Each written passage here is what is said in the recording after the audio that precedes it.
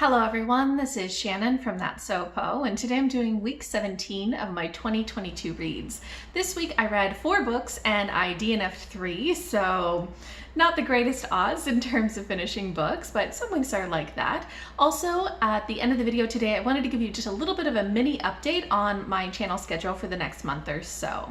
Timestamps and content warnings are in the description box below. First, I finished Laziness Does Not Exist by Devon. This is a book that I buddy read with Emma at the Overstuffed shelf, who will link below. She is so much a fan of nonfiction, and so I was really excited to read a nonfiction book with her. So this book is something that we've been looking forward to reading because the premise is just so interesting. So basically, this is a book where Devon makes the argument that laziness does not exist, that the idea of laziness is a capitalist construct that says any moment you're not being productive, you have no value and no worth. But as humans, we need rest. We need to take care of our bodies, and whenever we feel lazy, what that actually is a signal from our body that we need to rest. And so this sounded like such a helpful and useful idea. So we were really into reading this, and we started reading it, and we're loving discussing in the first chapter or two, and then it kind of lost steam. So this actually took us quite a few months to read because both of us sort of deprioritized it. But it was just one of those things where I think we were both coming into this expecting this to be just a really hard-hitting kind of academic style of pop sci nonfiction, taking a very revolutionary lens about work and about productivity. And it does, but it also is sort of filled with anecdotes and a lot of self-help advice and things like that. And there's quite a bit of repetition in it as well, so it just didn't quite have the impact that I think both of us were looking for, even though the ideas in this are still good. And if you kind of find yourself blaming yourself anytime you feel lazy, this might be a good book to pick up just to provide some perspective on that. And I did really like the kind of anti-capitalist lens that it had. So overall, I gave this 3.5 out of 5 stars. Next, I finished Antigone Rising by Helen Morales. This is a book that I heard about from Becca ReadBecca, who I'll link below, as well as her review of this book, which is what convinced me to pick it up. And I'm so glad I did. This was such a great read. So I listened to this on audio, and it's only 4 hours on audio, so it's such a quick read, but it really has a lot of great info in it. So Helen Morales is a classicist. She studies ancient Greek and Roman myths and history, and she takes this book to look at the way that these myths influence narratives about how we should act as a society, and really uses an intersectional feminist lens to talk about how these are used to justify a lot of bad behaviors, and how people often cherry pick different pieces of myths, those sorts of things, as well as kind of talks about how they can be retold and how we can find empowerment through them. And she does a great look at all kinds of different issues, a lot of things, especially about how women's bodies are treated, things about race, about how a lot of white supremacists rely on narratives from classical myths, about kind of queer mythology, all sorts of really great things, just taking a look at the impact of classical mythology on societal narratives. And I thought it was really excellent. It's such a great read. It's really quick and just well argued and also funny at a lot of times. So I loved this, and I gave it 5 out of 5 stars. Next, I finished Forever Home by Jenna Ayoub. This is a middle grade comic that I heard about from a Goodreads friend, Heather Lynn, who recommended it to me, and this was really cute. The drawing style in this is just absolutely adorable, little round kind of lines and great colors. Very much loved the drawing style. The story itself is about a family who moves into a haunted house, but the little girl is really determined to stay because they have moved around to so many different places because of her parents' jobs, and she wants a forever home. But the ghosts that are haunting the house kind of want humans to leave, and so it's them trying to work something out. So really cute storyline, and loved the art, but I think that it didn't necessarily go as deep as I wanted to, and each of the chapters felt almost a little episodic. So that was okay, but maybe didn't grip me as much as I wanted throughout the whole story. And just, yeah, I could have dealt with a little bit more depth to the story, but it was really cute and a sweet story, so I gave it 3.5 out of 5 stars. Next, I finished Winter's Heart by Robert Jordan, which is book 9 in the Wheel of Time series. Sush has been reading this out loud to me for the past few years. It's kind of a foundational series for both of us, and that when we got into fantasy when we were teenagers, this is kind of what we were reading. And both of us have read through part of the series, but we've never actually finished it. So for the past few years, we've been working through it, trying to finish it. And this book was a little bit frustrating. So we're in the kind of section of the series that a lot of people call the slog, and I totally get why. This one was pretty hard to get through, especially the first half of this. I really struggled with. It was quite frustrating.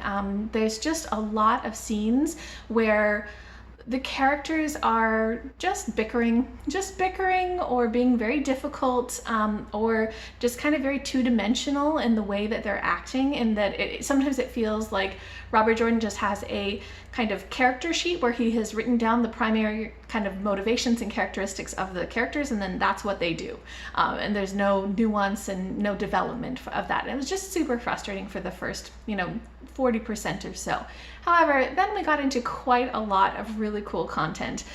Just stuff where some big events happened and some characters came in, things that I had been waiting for maybe 4 or 5 books finally happened. And that was really rewarding.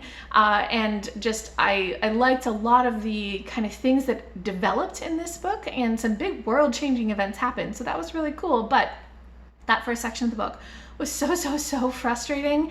I just was gritting my teeth as we were getting through that. And I think that if this weren't such kind of a formational series for both of us, I would have DNF'd the book in the series at that point. So even though I liked the second half, that first half was so hard to get through that I gave this 3 out of 5 stars, and I'm a little worried because Angela at Literature Science Alliance just finished book 10, the next book, and said that absolutely nothing happens in it, and it's really tedious, and I'm like, oh gosh. So that's going to be a little hard to get through, but I am determined that we're going to finish the series finally. So then I did have some DNFs, starting with The Past is Red by Catherynne M. Valente. This is a novella that was nominated for a Hugo. It's on the shortlist this year.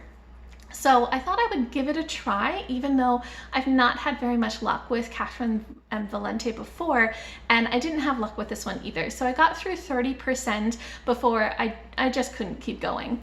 Valente has a really kind of flowery, very intense writing style that I think is one of those things where if it gels with you, you think it's awesome, and if it doesn't, it's just so hard to read what she's writing. So that's what happened to me. I just don't like that writing style, and it was such a struggle to get through, even though I think the world building in this is really cool. It's basically about a woman who lives in a dystopian future where the seawater has risen, there's no real land, and she and her community live on a huge floating trash pile in the ocean. And it's very dystopian also in terms of society. One of the things that I really struggled with this as well is just there is so much cruelty in this world. She is basically ostracized, and the abuse that she endures is just so much. I really struggled with that as well. So I think that I can understand why this is a finalist for a Hugo. I think it's got a lot of cool stuff going on for it, but it's really not for me. So I DNF'd it. Another book that I DNF'd this week was Solimar by Pam Muñoz Ryan. This is a middle grade fantasy that I was really looking forward to, but it ended up just not quite working for me, and not in a bad way, but just in a I wasn't really gripped by it way. So this one I got through 25% of, and it just was not the kind of story that I wanted. So it kind of reminded me of like a Disney made for TV movie where it was a little over the top at times, a little silly, a little kind of in your face with things, and I wasn't really getting into it. Basically the storyline, it takes place in sort of a fantasy world, but also sort of the real world, kind of like Mexico in maybe the 1700s type of feel. And we follow a young girl, teenage girl, who is a princess, and she she's dealing with some of the politics in her world, and also seems to have come across a magical shawl kind of thing that the monarch butterflies have imbued with magic. And so there's just a lot of kind of clunkiness I felt to the way that the world was built, and even the themes. It has a very feminist theme.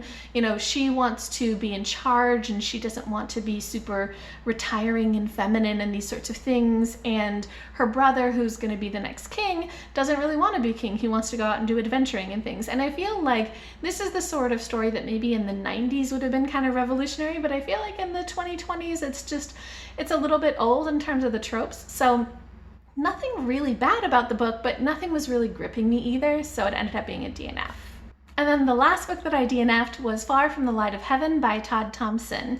So this is a book that I wasn't sure if I was going to get along with or not, because I DNF'd previously Rosewater by Tade Thompson, and I DNF'd this one for exactly the same reasons that I DNF'd that one, but I wanted to give it a shot because I think that Tade Thompson is doing some cool stuff in SFF, and I'd heard a really good review of this from Kristen at Kristenelle SFF Reader. I'll link her review below. So I wanted to give it a try. But I came across the same issues. So I actually got 63% through this book because it actually is a really well-written, good book. It just does some stuff that I don't like. So this is a future kind of space opera type of thing where there is a ship, a spaceship that comes to a colony, and something's gone very, very wrong in the spaceship, and some investigators have to go up and figure out what's going on. So this ends up being kind of a thriller, a mystery thriller, and it has some intense thrilling aspects, which is something that I don't like. I don't like thrillers. So that was intense. It also has a lot of body horror. Like a lot of body horror, and it was so gross, and I did not like that. It also has kind of a cyberpunk feel. We have, you know, this kind of jaded detective. We also have that kind of manic pixie girl type of person that he gets involved with, and those are just tropes that I do not like. So I think that this book was actually really well written, very gripping. The world building is super cool, and if you like this kind of, I would say almost it reminds me a little bit of the Expanse TV show, that kind of feel, then I think you should pick this up because it's got a lot of cool stuff in it, but it just had too many things that were not my style. And I think probably Tade Thompson is going to be just a DNF author for me because he writes that kind of story, and that's just not the kind of story that I like so much, even though I think he does it really well. Okay, so those are all of the books that I read and DNF'd this week. I also wanted to give a little bit of a mini update because I am going to be taking the next couple of weeks, month off from making videos. I just want to take vacation in May and not produce any videos and just kind of like have a goof off time. So I'm not going to be putting up any videos, but I will come back in June and deal with trying to wrap up all of my reading then. So I hope that you guys are enjoying spring. I really am. Just all the birds are out, the flowers are out, it's absolutely lovely. So I plan to get out and do a lot of hiking. It's gonna be a lot of fun. And if you guys have read any of the books that I mentioned today, if you have any thoughts, or if you've read anything great this week, go ahead and leave me a comment down below.